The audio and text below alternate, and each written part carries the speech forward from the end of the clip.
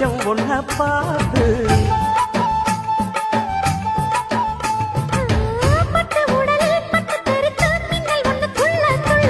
வெக்கம் துடிக்க விளக்கணைக்க ஜன்னல் கண்ணை மூடிக்கொள்ள 10 நாள் கழிச்சு தாண்டி கதவை திறக்கணும்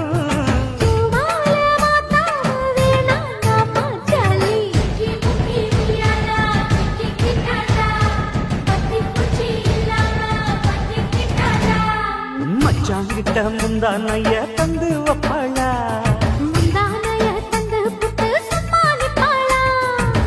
பல நாள் பசி இருக்கு விருந்து வப்பாளா